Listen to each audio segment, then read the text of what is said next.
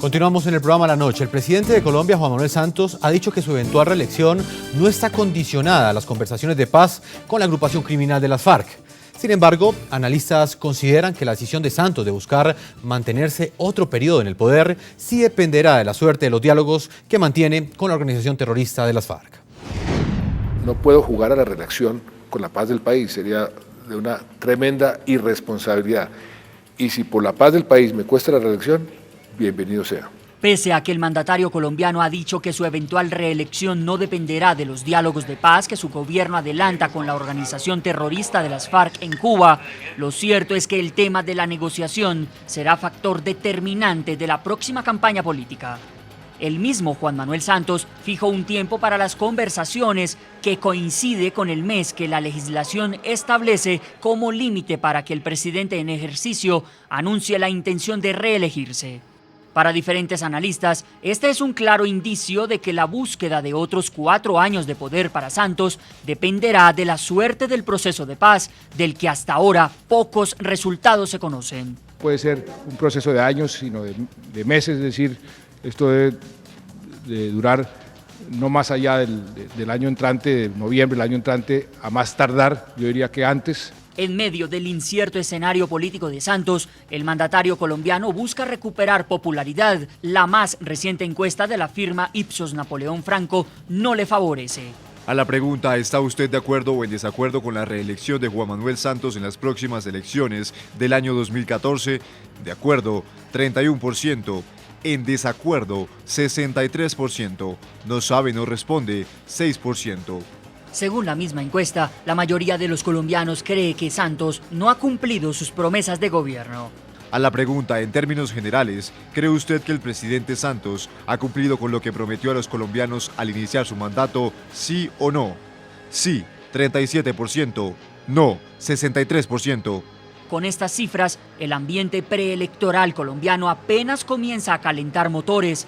La contienda, sin duda alguna, estará marcada por las posiciones que tomen los distintos candidatos frente a la mesa de negociación con las FARC y a las implicaciones que tendría la posible participación de miembros de la agrupación criminal en política de llegarse a un acuerdo.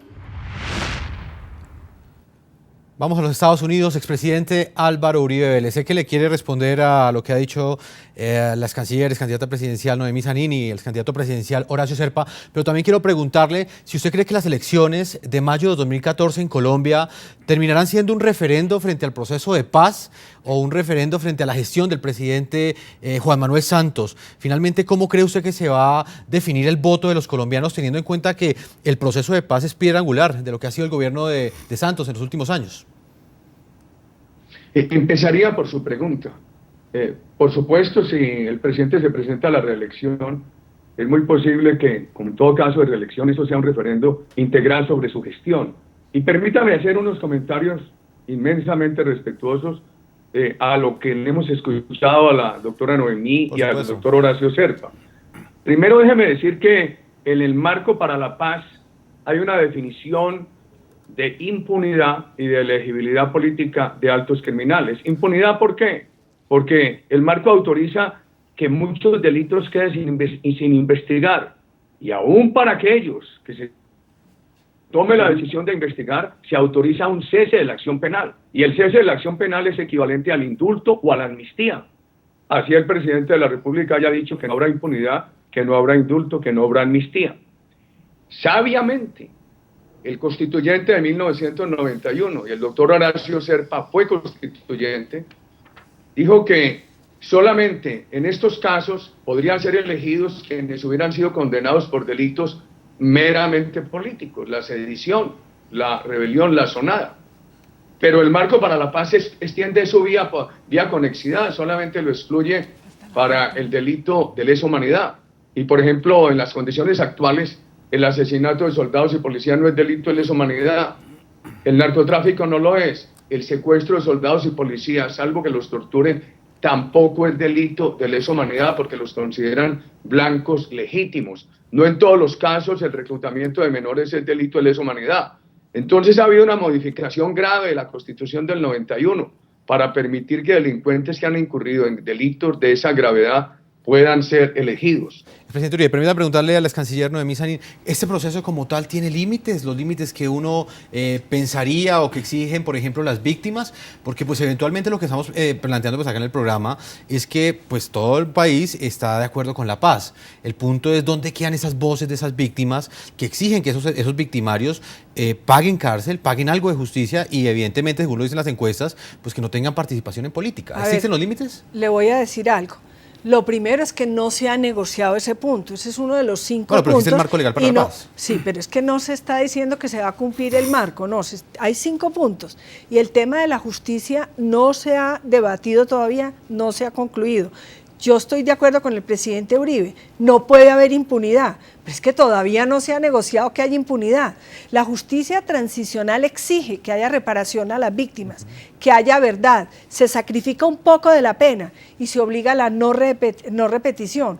Ojalá se logre, pero mire, nosotros no podemos ser rehenes del proceso de paz. A mí me preocupa muchísimo que estamos sacrificando muchas cosas pensando que es lo único. Es muy importante la paz, la seguridad ciudadana, la seguridad es súper importante, la salud, la infraestructura, por Dios que se haga, todo lo que hace falta. Al presidente Santos no lo van a juzgar solamente por el proceso de paz, porque además si no se termina la negociación antes de su decisión, no solamente él es capaz de hacer un proceso de paz bien hecho, hay muchísimos colombianos, muchísimos líderes que podrían tomar su relevo para seguir con el proceso de paz y plantear alternativas. A mí lo que me sigue preocupando la reelección es la falta de garantías. Y yo que no voy a estar, lo puedo decir con total desinterés. No hay garantías, y lo dijo uno de los candidatos del presidente Uribe, el doctor Zuluaga, que además es un tipo muy serio, que no había garantías. ¿Por qué? Porque en Colombia la política social se está dando como regalos, como subsidios. No es una reforma estructural que la gente reciba, sino que las madres cabezas de familia, que qué dicha que les están ayudando, piensan que es un favor. Y entonces los casi 3 millones de personas que reciben ese subsidio, cada una tiene un voto, de modo que hay 6 millones de votos que tiene el gobierno de turno o quien señale de punto de partida, más todos los otros subsidios que se dan. De modo que hay mucho por pensar, y yo no estoy tan segura que el presidente Santos se vaya a presentar a la reelección. Hay que esperar. Doctor Serpa, frente a lo que ha dicho el presidente Uribe, prácticamente es una posición totalmente opuesta a la suya, ¿qué puede decir? Lo siguiente, la constitucionalidad del marco jurídico para la paz la va a definir la Honorable Corte Constitucional. Y a eso todos nos vamos a atener.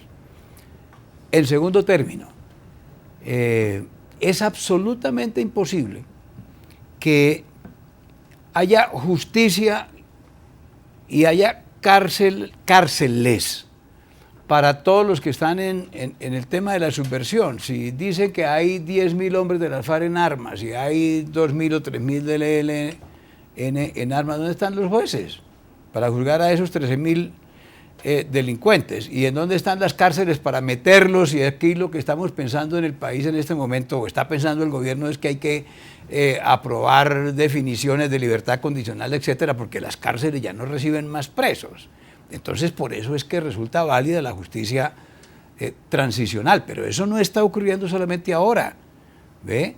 Las mismas personas a las que se refiere el señor expresidente Uribe, que tuvieron que ver con el proceso de sometimiento a la justicia de personas que estaban en el paramilitarismo o en la guerrilla, etcétera, no han podido ser juzgadas. No han podido ser juzgadas. ¿Cuántas sentencias se han dictado? Creo que 1 o 2 o 3. Y son 50.000 personas, según nos lo acaba de recordar el señor expresidente. Entonces, son circunstancias reales a las cuales hay que buscarles también soluciones reales. Pienso que en eso tenemos que profundizar mucho y ver la manera de encontrarle una salida a esta situación tan terrible de la confrontación y de las muertes y de los ataques, y de que sí, evidentemente, como lo denuncia el señor expresidente Uribe, los muertos soldados, los muertos policías, los civiles, es terrible. Creo que tenemos que caminar en ese sentido, y por eso es que me llama mucho la atención el esfuerzo que el presidente Santos y su gobierno están haciendo. Vamos a una pausa a comerciales. Hoy en el programa La Noche estamos hablando sobre todo lo que significa el proceso de paz dentro del proceso electoral que en el próximo año vivirá Colombia, con 3 pesos pesados de la política colombiana. Ellos 3 hace 11 años eran candidatos presidenciales. Uno de ellos ganó la presidencia, el presidente Álvaro Uribe Vélez, y están analizando desde sus puntos de vista lo que sucede en este momento y las circunstancias que rodean la elección o la presunta o la aparente posibilidad que existe para que el presidente Juan Manuel Santos acceda a la reelección. Ya regresamos a una pausa de comerciales y vamos a la parte final del programa La Noche.